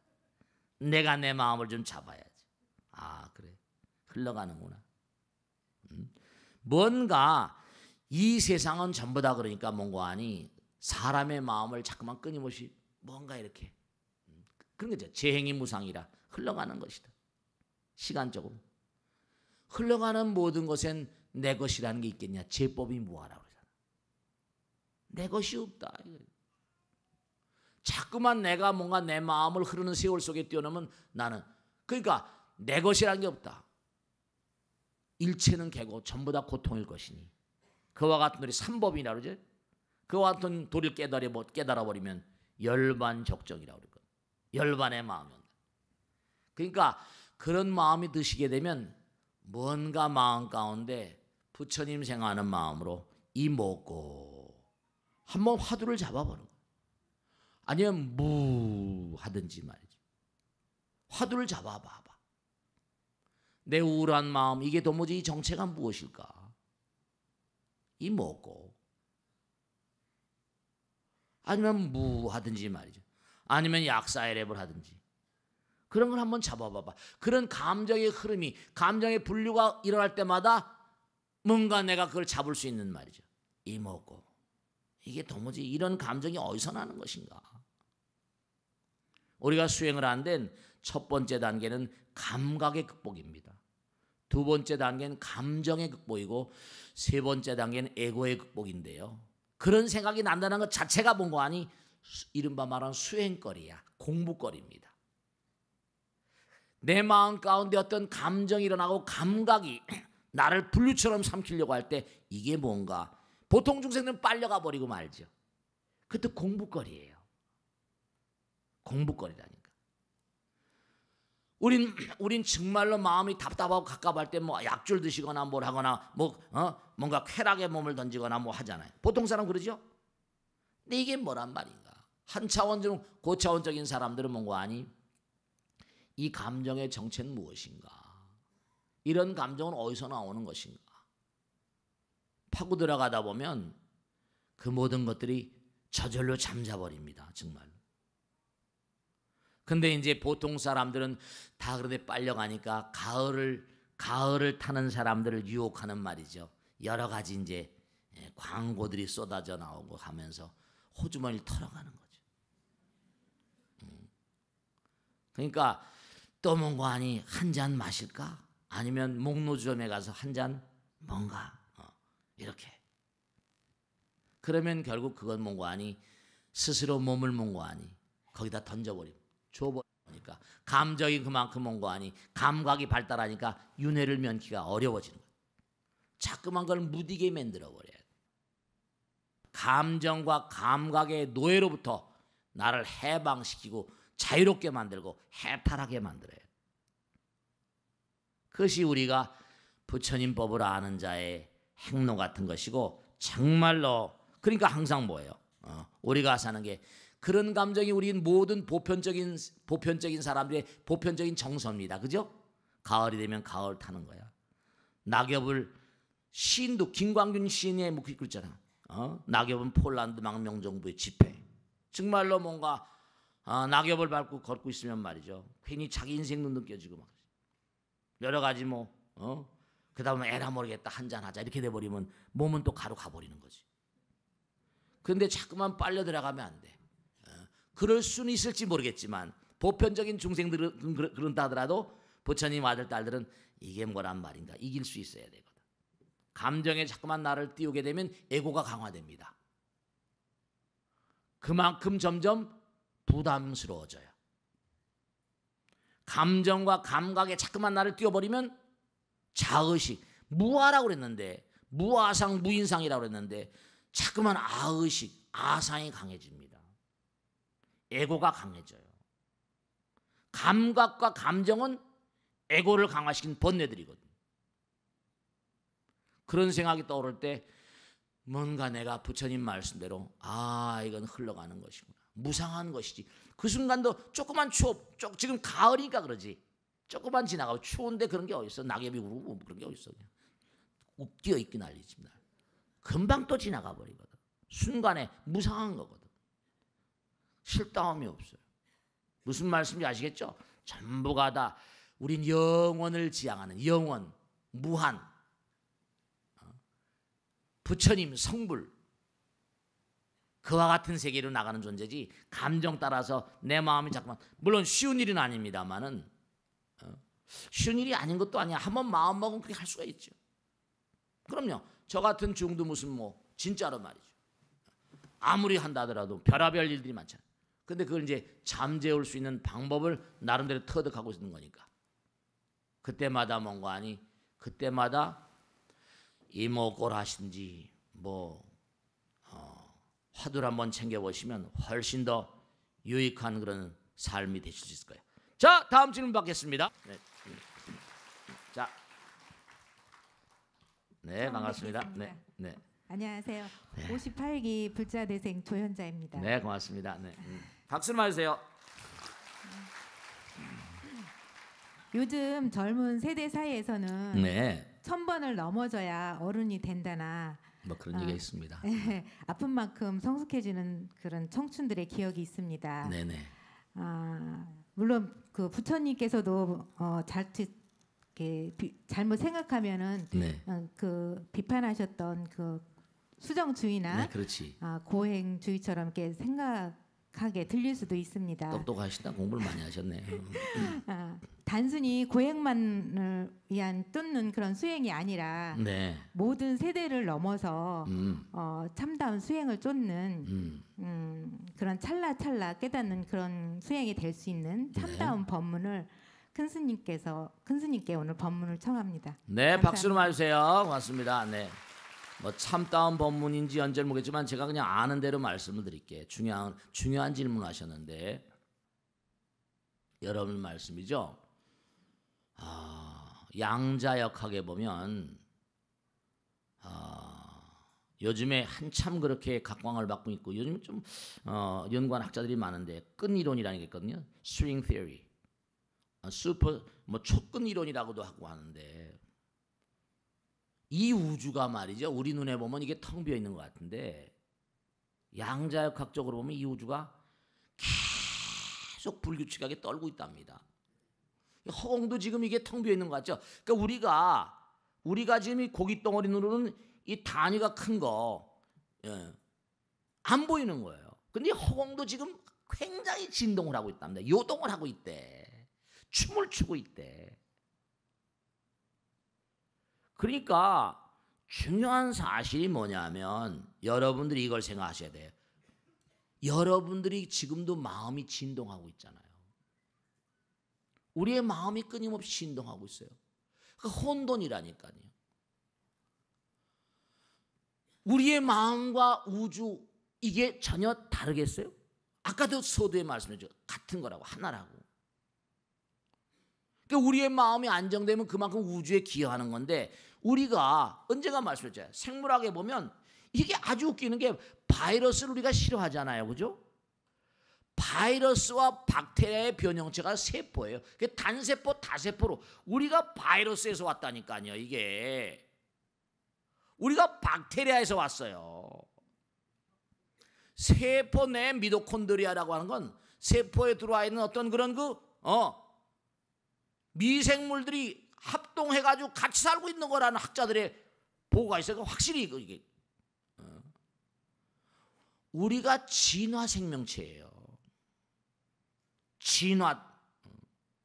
우리가 뻔연히 정자 난자가 만나서 수정란이 되잖아요. 정자 난자는 원생 생물이거든. 아주 마이크로의 세계란 말이에요. 우리가 이게 우리가 바이러스를 못 이기잖아요. 에볼라 바이러스, 에이즈 바이러스 못 이기잖아요. 그들이 몸에 들어와서 우리를 함락시킨다니까. 그들이 몸에 들어와서 막 해집고 다니면서 완전히 몸뚱아리를 함락시켜버려요. 바이러스보다 우리가 대단히 강력한 줄 아세요? 천만의 말씀이에요. 바이러스가 더 강한 바이러스가 있다니까. 한겨울 초겨울이 되면 뭐예요? 인플루엔자 바이러스. 아직도 감기를 못 잡잖아요. 감기 바이러스가 계속 변형이 나오거든. 이게 바이러스 감기 백신 입문 해가지고 소용없어요 그거. 우리가 바이러스의 진화 생명체예요. 바이러스도 못 이긴다니까. 에이즈 바이러스 못 이기잖아요. 에볼라 바이러스 사람을 골치 아프게 만들고 있잖아요. 진화되어 오는 거예요. 그 진화가 되려면 어떻습니까? 처음에는 뭐죠? 양자, 중성자, 무슨 전자 이런 것들이 막 돌아다니다가 어떻게 뭔가 하니 인력권에서 이 우주는 뭐라? 중력이 있고 아까 말 힉스 중력자 있고 강력, 양력, 전자기력 모든 건 전자기력으로 되어 있잖아요. 그러니까 어떤 그런 자기들이 혼돈이죠. 막 어떻게 하다 그냥 그게 뭉치면 이른바 말하면 양자가 되고 지금 뭐냐면 우리가 보통 3차원이라고 그러는데 3차원이 아니라는 거예요. 끊이려면 뭐라고 그러죠? 우리가 본 전선이 있죠. 전선이 있는데 전선이 1차원입니다. 직선이잖아. 근데 아니라는 거예요. 전선인데 전선을 가만히 이렇게 망원경으로 대고 보니까 전선 위에 개미가 지나가더라는 거 아니야. 개미는 동글동글, 전선이 동글동글하니까 우린 1차원인 줄 알았더니 또 다른 차원. 그걸 리메인더, 이 렘넌 여분의 차원이라고 하는데 과행 차원. 전선이 1차원이 아니라 또 다른 숨겨진 차원이 있다는 거예요. 그래서 11차원. 이게 정말로 참이 놀라운 얘기인데 1차원이 아니라는 거예요. 숨겨진 차원이 다 있다는 거예요. 이면의 차원이 있고 우린 직선으로 1차원 그러잖아요. 1차원이 아니라는 거예요. 3차원이 아니라는 거예요. 직선이 직선인 줄 아는데 직선 고기를 타고 병균이 살랑살랑 움직일지도 모르잖아요. 그러니까 아주 중요한 사실은 뭐냐면 이 우주 자체가 혼돈이에요. 왜냐? 에너지의 장이니까. 부처님 하나인 세계는 부처님이지만 일단 한 생각의 잘못으로 해가지고 한 생각으로 인해가지고 생각이 딱 에너지를 뭉쳐서 마음이 곧바로 물질이라고 그러잖아요. 그러니까 과거에 아인슈타인의 상대성 이론, 특상대성 이론은 거시적인 광활한 우주를 얘기할 때는 이게 뭔가 통하는 게 있었는데 하이젠베르크가 나오면서 전혀 과학이 엉망진창이 돼버렸습니다. 하이젠베르크가 나오면서 아니야, 아인슈타인을 때려 부시려고. 아인슈타인은 거시적인 차원에서는 가능한 설명이 돼야 되는데 이게 미시적인 소립자 양자역학의 세계에 들어가면 하이젠베르크에 들어가면 전혀 일반 상대성의 특성들이 가동이 안 됩니다. 전혀 다른 차원, 거시적인 과학과 미시적인 과학이 전혀 다르게 돼 있어가지고 그 가운데를 지금 중간에서 뭔가 이걸 뭔가 이렇게 통합시켜 보려는 의식이 끈이론이라고 하는 건데 중요한 사실은 뭐냐면 우리의 마음이 혼돈이기 때문에 우주가 혼돈입니다. 근데도 우리가 이렇게 수행을 하고 하면 마음이 안정돼 가잖아요. 내가 내 마음을 안정시키면 안정시킬수록 이 우주에 기여하는 거예요. 기도하면 할수록 우주에 기여하는 겁니다. 그러니까 부처님께서 뭔가 하니 몸과 마음을 다해서 열심히 기도하는 사람들, 그 사람들로 하여금 많은 사람들이 마음의 안정을 가져오잖아요. 그러니까 1000번씩 흔들려야지 뭐가 된다. 당연한 거죠. 왜냐하면 아이들은 잘 모르잖아요. 영혼의 세계에 대한 뭔가 공부가 제대로 안 돼 있고. 그러니까 제가 꼭 당부드리겠는데 진짜 안타까운 건요. 제가 대학부 청년부 협회도 어떻게 애들을 좀 키워볼까 해가지고 대학 청년부 애들을 자꾸만 제가 직접 나와서 하기도 하고 하는데 자기 아들 딸들을 법당에 안 내보내요. 그것도 참 좋지 않은 겁니다. 자기가 만일에 불교를 믿으면 초등학생, 중학생, 고등학생, 대학생, 일반 청년 너도 한번 법당에 나가봐. 부처님 말씀을 생활하고 그래야지 다음에 죽어서 제밥이라도 얻어먹을 텐데 그게 안 돼. 아들 딸들. 왜냐하면 그만큼 법당에 자꾸만 나오게 된 마음의 안정돼. Stabilization belt. 이른바 말하면 마음의 안정이 돼야 되거든요. 안정이 돼야지 뭔가 일통이 되고 뭔가 마음이 뭔가 부처님 마음이 될 수 있거든요. 혼돈에서는 나오는 게 별로 없어요. 혼돈이 질서로, 이르면 chaos, from chaos to cosmos. 이 혼돈으로부터 질서로 가는 게 이게 시간이 걸리거든요. 슬기로운 엄마 아버지는 어렸을 때부터 아이들을 종교 교육을 시키죠. 부처님께서 하신 말씀이 아이들에게 종교 교육을 시켜라. 법을 달말 가르쳐라 이렇게 나오죠. 부처님 말씀을 자꾸만 얘기해 주면 아이들이 자기 마음을 가다듬는 키를 어렸을 때부터 잡으니까 굉장히, 이걸 철통같이 하는 인간들이 유대인들이거든요. 아, 무서운 인간들이 뱃속에 있을 때부터 토라, 뱃속에 있을 때 탈무드를 읽어줍니다. 탈무드를 280일 동안 탈무드를 몇 번씩 읽게 합니다. 뱃속에서 탈무드를 다 배우고 나와버려요. 토라, 모세오경 다 배우고 나와버립니다. 이스라엘의 역사죠. 나와서는 엉금엉금 기어다닐 때 자기 할아버지 아버지 때서부터 쓰던 성경이 있습니다. 낡은 성경입니다. 그래서 꿀물을 묻혀놓습니다. 꿀을 핥게 만들어요. 그럼 어떻게 돼요? 꿀물을 핥으면서 아, 책은 달리단 거구나. 이렇게 생긴 건 달리단 거구나. 책에 대한 거부감을 전혀 없애줍니다. 공부를 잘하게 됩니다. 그 다음에 이제 들쳤고 다음에 시나고고 무조건 간에 하여간에 참 무섭습니다. 엄마가 의무적으로 그들은 처치라고 안 불러요. 애들을 들쳐갖고 자꾸만 시나고고 분위기에 익숙하게 하는 겁니다. 여러분이 정말 자녀 교육에 실패한 거예요. 솔직히 이 나라의 문제는 엄마 아버지의 문제입니다. 정말 답답해요. 걔는 어렸을 때부터 시나고고에 계속 가서 뭔가 하니 이렇게 시나고고 교회 분위기에 적게 하면서 라바이라고 하는데 라비가 자꾸만 머리를 쓰다듬어주게 만듭니다. 라비가. 그러면서 라비하고 친해지죠. 라비는 세계 최고의 성직자들입니다. 얘네들은 5년마다 한 번씩 재시험을 쳐요. 탈무드 뭐 대단한 인간들이에요. 세계 최고의 성직자들이에요. 왜냐? 계속 재시험을 시켜요. 죽을 때까지. 공부를 계속 시키죠. 우리 스님들도 계속 재교육을 시켜야 됩니다. 그래서 얘가 탈무드에 나오잖아요. 이제 걷기 시작하게 될 때 그 옆구리에 성경을 끼고 시나고그에 가도록 유도하지 못한 부모는 유대인의 부모가 아니다 이렇게 나옵니다. 몸에 완전히 종교가 배 있는 거예요.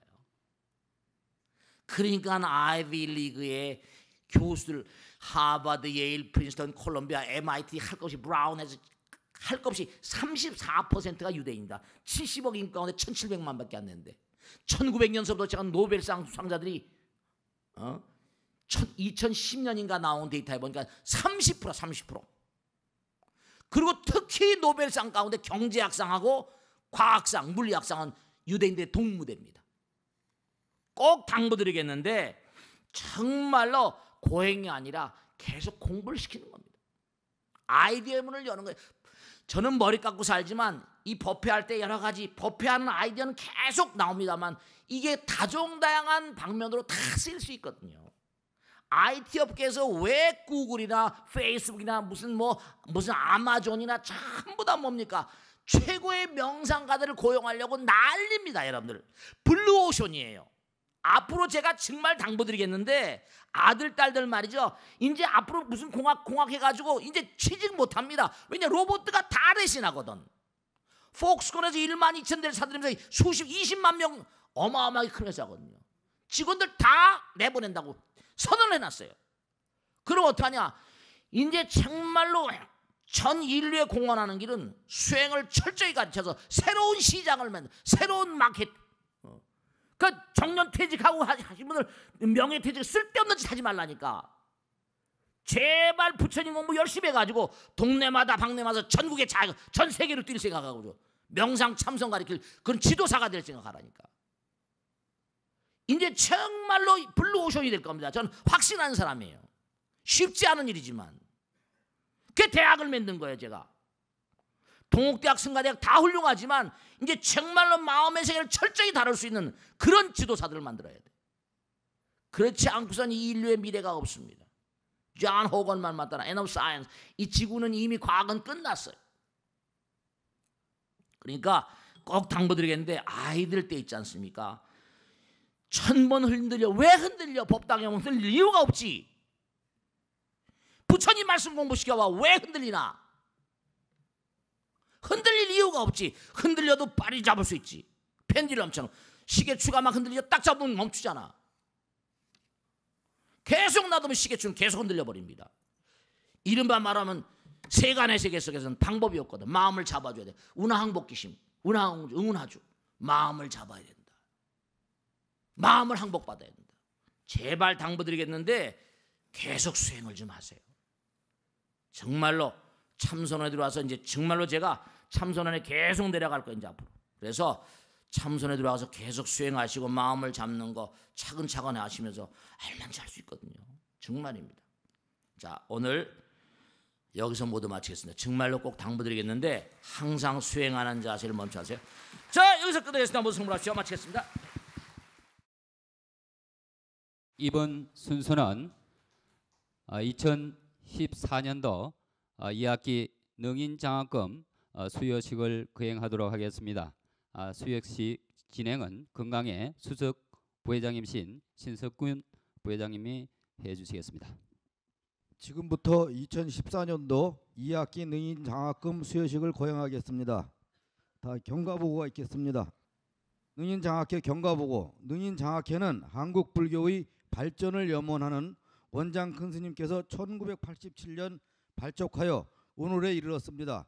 1987년부터 매년 동국대학교와 중앙승가대학교에 재학 중인 학인 스님들과 불교계 인재들에게 장학금을 지원하였으며 재외동포 학생에게도 특별 장학금을 지원하였습니다. 그동안 지급한 장학금 총액은 15억 9,800여만 원이며 수혜 장학생은 994명입니다. 현재 능인장학회는 중급반 수강료 및 결석 보시금과 지역가정법회에서 주는 보시금 및 법당에서 출연하는 장학금으로 운영하고 있습니다. 최근 중급반 수강생 감소 등으로 재원이 부족하여 장학 사업에 많은 어려움을 겪고 있습니다. 내일의 한국 불교를 이끌어갈 인재 양성은 무엇보다도 소중한 일입니다. 앞으로 지속적인 장학 사업을 펼치기 위해서는 뜻있는 법부님들의 많은 동참과 후원이 필요합니다. 능인장학회가 지향하는 불교 지도자 양성의 참 뜻을 생각한다면 많은 분들의 참여가 의미 있는 일이라고 생각합니다. 장학기금 모금에 많이 협조해 주시기를 부탁드립니다. 장학금 접수처는 재단법인 능인불교 선양원입니다. 후원금은 연말정산 소득공제가 됩니다. 자세한 내용은 능인신문과 홍보 게시판에 안내드리겠습니다. 이상으로 경과보고를 마쳤습니다. 다음은 장학금 수여식이 있겠습니다. 금년도 2학기 장학금 수혜자는 동국대학교 불교대학 석사과정 학부장학생 7분, 중앙승가대학교 석박사과정 학부장학생 9분 등 모두 16분입니다. 호명하면 한 분씩 앞으로 나오시기 바랍니다. 동국대학교 학인스님 7분을 호명하겠습니다. 동국대학교 영상심리상담학과 석사 4학기 선재스님. 네, 명상 앞으로 나와주시기 바랍니다. 상담학과 선재스님. 네, 박수로 맞으세요. 네. 장학증서 동국대학교 명상심리상담학과 석사 4학년 선재스님. 본명은 김정희. 스님은 평소 삼보를 외워함은 물론 면학 의지가 탁월하여 본 법인 장학 목적과 선발 규정에 적합한 장학생으로 선정되었기에 본 증서와 소정의 장학금을 드립니다. 불기 2558년 9월 14일 사회복지법인 재단법인 능인선원 재단법인 능인불교 선양원 능인불교대학 원장 지광. 네, 수고했습니다. 박수를 해주시고. 네, 수고했습니다. 그다음 또 네, 그다음 네. 다음은요. 영상심리학과 석사 3학기 아준스님. 내용은 아준수님 맞았어요. 네. 내용은 이하 동의입니다. 네. 큰 박수로 네. 축하해 주시기 바랍니다. 다음 또 다음은 한국불교 융합학과 동국대학교입니다. 석사 3학기 명진 스님. 네, 수고하셨습니다. 네, 내용은 고맙습니다. 이하 동의입니다. 다음은 동국대학교 불교학과 학사 3학기 서후 스님. 네. 서후 스님. 네. 수고하셨습니다. 네. 내용은 이하 동의입니다. 네. 다음은 불교학과 학사 2학기 등명 등명 스님. 스님. 네, 앞으로 나와주시기 네. 바랍니다. 네. 수고했습니다. 네. 내용은 이하 동의입니다. 다음은 불교학과 학사 2학기 총림 스님. 네. 수고했습니다. 수고했어요. 네. 내용은 이하 동의입니다. 네. 그다음 또 고금 스님 나오셔서 고금 스님. 고금 스님 나와주시기 바랍니다. 네. 박사 나와주세요. 말씀하세요. 불교학과 석사 4학기 고금 스님. 중앙성가대학 9분에 대한 장학금 수여식이 있겠습니다. 네. 불교학과 석사 2학기 보정 스님 앞으로 보정 나오시기 스님. 바랍니다. 네, 나오세요. 네. 읽어드려 한번 이거 읽어드려.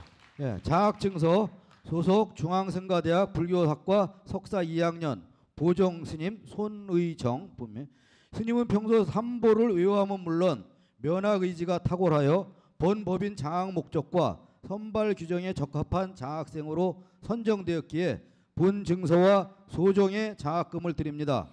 불기 2558년 9월 14일 사회복지법인 재단법인 능인선원 재단법인 능인불교 선양원 능인불교대학 원장 지광 큰 스님. 네, 수고했습니다. 네, 그다음 또 다음은 포교사회학과 학부 4년 덕성 스님. 네, 네, 수고했습니다. 내용은 이하 동의입니다. 네, 다음은 불교학과 학부 4년 항덕 스님. 네, 네, 그렇습니다. 네, 내용은 이하 동의입니다. 네, 그다음 또 그다음에 다음은 중앙성가대학 포교사회학과 학부 4년 일문 스님 안 오셨죠? 네. 네, 그다음에 안 오신 빼고 중앙성가대학 불교학과 학부 3년 보후 스님. 보우스님, 네, 나오세요. 네, 네, 수고했습니다. 네, 내용은 이하 동의입니다. 네, 다음 또 다음은 사회복지학과 학부 3년 도생 스님. 네, 앞으로 나와주시죠. 네, 수고했습니다. 내용은 이하 동의입니다. 네, 다음은 중앙성가대학 불교학과 학부 2년 무선 스님. 네, 앞으로 나와주시고. 네, 수고했습니다. 네. 내용은 이하 동의입니다. 자, 다 됐어? 네, 이렇게 동국대학교 오늘 그 2학기 장학금 7명, 그다음에 중앙성가대학 9명, 모두 오늘 16명의 장학금 수여식을 거행했습니다. 네, 저 됐어? 큰 스님께서는 네, 스님들께서 들어가시지 말고 잠깐만요. 자, 우선 이제 우리 저 대표 나와서 말씀하세요. 장학생 대표 인사가 있겠습니다. 다음은 동국대학교 대표로 학인 스님 대표 고금 스님 말씀이 있겠습니다.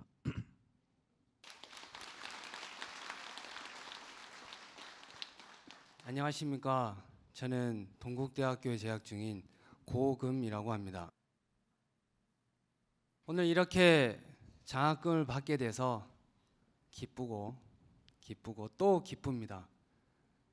이렇게 기쁜 까닭은 첫 번째로는 원장 스님의 좋은 법문 말씀으로 많이 기뻤고, 두 번째는 이렇게 격려해 주시고 장려해 주시는 여기 계신 불자님들의 초청으로 인해서 저희들이 이렇게 오게 되어서 또 기쁩니다.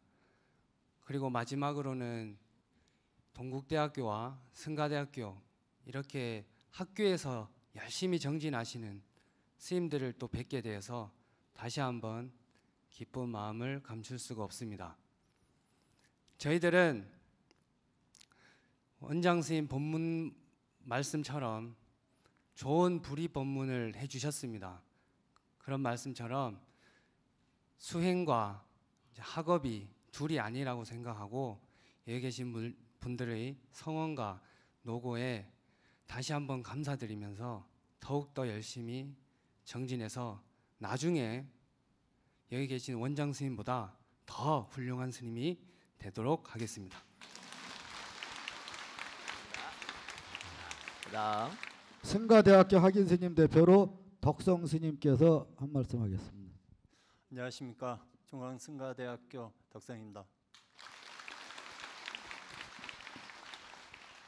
매년 이렇게 그 뜻깊은 행사를 마련해 주신 원장 큰 스님과 능인선원 신님도 여러분께 진심으로 감사 인사 올리겠습니다. 저희 중앙승가대학교는 기본 교육기관이면서 또 승가 교육의 요람입니다.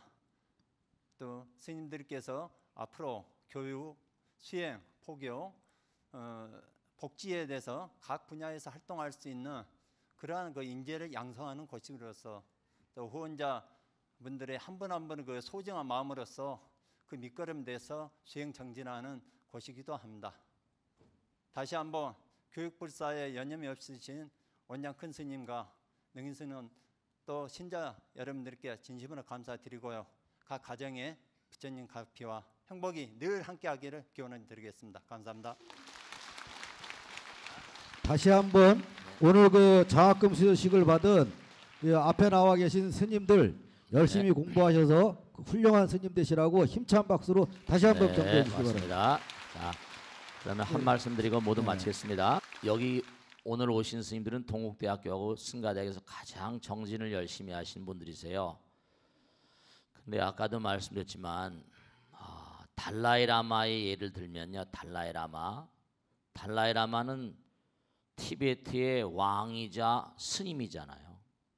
까말라 쉴라라고 예전에 그 유명한 송첸 간폰가 무슨 그 당시에 무슨 논전이 있어가지고 그 사람들은 이제 왕이 스님이 이렇게 됐거든요. 그러니까 나라 국민들이 다 불교를 사랑할 수밖에. 그러니까 중국은 지금 눈에 중국은 뭐 시진핑이니 뭐 후진타오가 계속 티베트가 독립하면 안 되니까 자원도 어마어마하게 많고. 그런데 달라이라마가 참 그 한 나라의 왕이어서 그런지 아니면 전생에 많이 갈고 닦아서 그런지 자기가 1959년도 오래됐죠?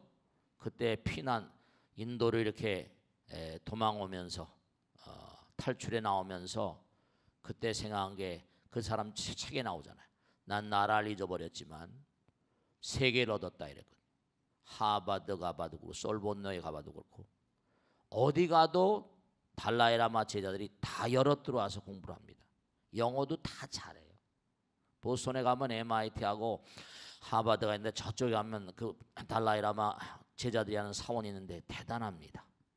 너무 안타까운 게 한국 스님 이렇게 우리 한국은 지금 불교가 여러 가지로 기독교가 너무 승하기 때문에 어렵습니다.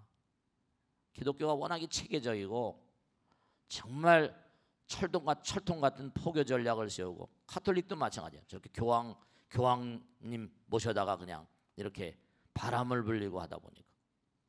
근데 이 불교가 참 여러 가지로 안타까운 점이 한두 가지가 아닌데 그런데도 불구하고 지금 아까도 말씀했죠. 구글이라거나 그 구글의 그 유명한 그 명상 그 지도사가 멍첸이라고 대만 계통인데요. 이 사람이 뭐냐면 그 쓴 그 책이 있어요. 우리나라도 왔었죠 옛날에. 근데 이 사람 한 얘기 보면 자기가 명상을 참선을 쭉 가르치다 보면 구글의 헤드라이너들 이른바 말하면 소프트웨어 짜고 정말 뭐 대단한 그런 천재들이죠. 이런 친구들이 내가 명상을 좀 해보니까 굉장히 이게 득이 많이 된다. 왜냐하면 연구하던 게 정리가 되면서 나갈 방향이 보이더라 이거. 왜냐면 마음이 모이니까. 근데 그렇게 이제 그런 사람들이 되려면은 정말로 이게 실력도 있어야지만 영어도 잘해야 되고 참 이게 어렵습니다. 우리 스님들이 여러 가지 이유로 여러 가지 경로와 여러 가지 동기로 스님이 되셨지만 제가 안타까운 건 뭐냐면 정말로 물론 뭐 꼭 그렇게 뭐 이렇게 세계로 나가고 하는 것도 그것도 의미가 있을지 모르겠지만 또 여기 또 가람수화하는 것도 또 굉장히 중요한 일이 많죠. 우선 아까 말씀드린 대로 조그만 절서부터라도 뭔가 기본적으로 그냥 사는 게 아니라 그냥 정말 어린애들서부터 이게 지금 너무나 많이 뒤져 있거든요. 어린아이. 제가 능인선언 만든 게 지금 능인선언 만든 게 올해 29년 내년이 30년이 되는데 이게 보면은 30년 전 저는 항상 염원이 뭐냐면은 이건 내가 이렇게 가지만 후대에 좀 더 뭔가 훌륭한 스님들이 나타나서 곳곳마다에서 포교를 열심히 하는 스님이 나타났으면 좋겠다. 그런 염원으로 이제 장학금도 이렇게 하고 또 이렇게 스님들도 같이 살기도 하고 하는데 그 후로 이제 여기 좀 있던 워로도 나와서 좀 알려있고 여기 우화기도 여기 출신이고 뭐 뭐 여러 철웅이 뭐 여러 여기 능인선언 거쳐간 스님들이 많이 계시지만 지금 뭐 일미 듀크 대학의 장학금 줘서 간 일미도 여기 장학생이고 돈도 많이 장학금 줬지만 또 종복이도 그렇고 지금 종복이는 뉴저지의 유명한 대학교에 가서 또 교수하고 말이죠. 그런데 정말로 여러분이 많은 지원을 하시고 또 우리 스님들도 정말로 그냥 내가 그냥 스님이 아니라 중생들의 모든 아픔과 쓰라림을 내가 전부 다 한 몸에 짊어지고 하는 그런 보살의 삶을 살아야겠다는 의지가 충이라고 투철해야 돼요. 이게 정말 한국 불교가 정말로 분명한 사실이요. 한국 불교가 티베트 달라이라마라거나 뭐 틱나한이라거나 세계적인 인물들이 많고 그러지만은 정말 우리 한국 불교도 좀 어떻게 좀 뭐 세계에 나가서 얼마든지 할 수 있거든요. 좀 실력을 제대로 좀 키워가지고 정말 앞으로 미래는요. 아까도 이거 한 말씀만 드리고 줄이겠는데 앞으로 미래는 어떻게 생각하세요? 점점 로봇가 많이 나오죠. 기기가 정교화됩니다. 컴퓨터로 전부 다 무장이 된 기계들이 막 쏟아져 나와요. 앞으로 어떻게 됩니까? 사람을 별로 이제 진짜 머리가 빨라서 새로운 아이디어맨들은 쓸지 모르겠지만 일반 웬만한 노동력들은요. 괜히 인부들 사람들 많이 안 씁니다. 노조도 있죠. 별의별 거 다 있잖아요. 로봇으로 다 대체해 버린다니까요. 폭스콘뿐만이 아니에요. 12,000대를 사들이면 말이죠. 20만 명을 잘라낼 수 있답니다. 그러니까 이런 추세가 계속된다고 한다면 사람들이 마음이 정말 병들어 있는 사람이 너무나 많이 나올 거예요. 그들을 어루만질 수 있는 게 기독교 가지고 되겠어요? 카톨릭 가지고 되겠어요? 마음으로 어루만질 수 있는. 그러니까 뭔가 전 세계 어디나 제가 솔본네 불란서 파리 6대학이나 몇 대학 가서 강연할 때도 보면 너무 기가 막힌 게 진짜로 스님 오늘 강의 잘 들었습니다. 오늘 자기절로 초대를 하는데 우리 스님들하고 좀 같이 저녁 식사합시다. 갔어요. 뱅생공원이라고 뉴욕의 센트럴 파크 같은 어마어마하게 불란서 한복판에 가면 너무 아름다운 공원이 있습니다. 공원 한복판에 티베트 불교 방송국이 있더라고요. 이 땅을 어떻게 샀냐 했더니 웃더라고요. 미테랑이라는 대통령이 불교를 좋아한답니다. 그래가지고 미테랑이라는 대통령이 뱅생파크 파리 시민들이 다 드나드는 공원이에요. 그 한쪽을 띄워가지고 너희 절지어라. 티베트 사원을 짓고 거기다 방송국을 만들어줬다니까요. 그러니까 참 정말로 문화라는 게 이 종교도 하나의 문화의 중요한 양상이니까. 그래서 이게 정말로 우리 인류의 정신 정말로 그렇잖아요. 한 명의 천재가 나오면 수만 명을 먹여 살릴 수 있다고 하는 것처럼 한 명의 영적인 지도사가 나오면 수만 명의 영혼을 달랠 수가 있다니까요. 인류가 지금 이런 상태로 가다 보면 지금 세월호 같은 것도 다 마찬가지잖아요. 왜냐? 사람들이 비정상을 정상으로 알고 살아요. 가짜를 진짜로 알고 산다고요. 비정상이 정상인 줄 알아. 이게 안 되는 거거든요. 우리 스님들의 역할이 굉장히 막중하다. 이건 기독교나 카톨릭 성경 가지고는 되지 않습니다. 정말로 마음의 깊은 세계에 들어가서 그들의 마음을 어루만져줘야 돼. 지금 많이 입증되고 있잖아요. 그냥 가만히 앉혀만 놔도 병이 굉장히 빠른 속도로 쾌차된다는 게 다 밝혀지고 있거든요. 병뿐이 아니에요. 마음의 병을 단련을 해야 되니까. 살아서 뭔가 영혼을 체험하게 하는 그런 지도사들이 굉장히 많이 필요합니다. 온전한 그런 마음을 가지고. 스님들도 사명감을 가지고 열심히 정진하시길 간절히 당부드리고, 여러분도 우리 스님들 뵙고 그러면 항상 합장하시고 스님들 항상 외워하는 마음을 단단히 가셔야 돼요. 아시겠죠? 자, 고맙습니다. 반갑습니다. 네.